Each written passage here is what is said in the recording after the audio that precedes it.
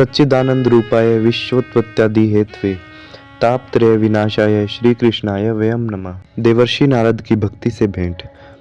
जब देवर्षि नारद पृथ्वी पर विचरते हुए एक बार यमुना जी के तट पर पहुंचे, तब वही यमुना जी जहां पर भगवान श्री कृष्ण की अनेक लीलाएं हो चुकी थी, उन्होंने एक बड़ा आश्चर्य देखा।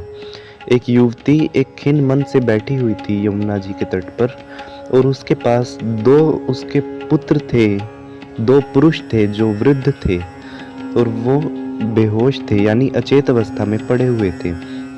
वो कभी कभी उनको जगाने का प्रयास कर रही थी और कभी उनके सामने रोने लगती।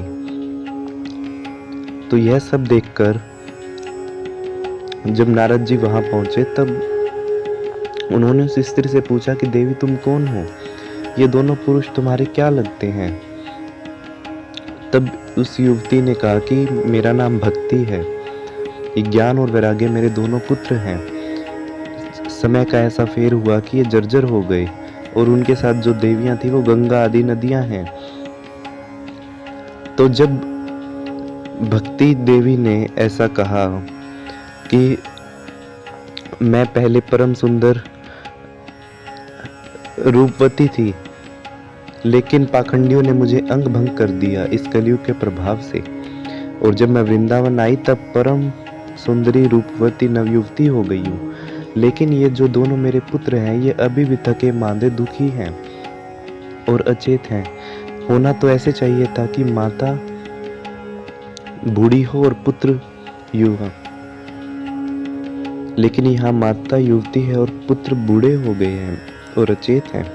तब नारद जी ने कहा कि श्रीहरि तुम्हारा कल्याण करेंगे, तुम विषाद मत करो। उन्होंने ये समझाया कि वृंदावन के संयोग से तुम नवयुवती तो हो गई हो, क्योंकि वृंदावन धाम में भक्ति सर्वत्र नृत्य कर रही है, लेकिन तुम्हारे पुत्रों का यहाँ कोई ग्राहक नहीं है। वृंदावन में भक्ति प्रधान है, ज्ञान और वैराग्य नहीं, इसलिए ये अभी भी इनका जो बुढ़ापा है वो नहीं छूट रहा है। तब भक्ति ने हाथ जोड़कर कहा कि आपके वचनों से मुझे बहुत शांति मिली है, तो ऐसा कुछ कीजिए कि जिससे मेरा दुख दूर हो जाए।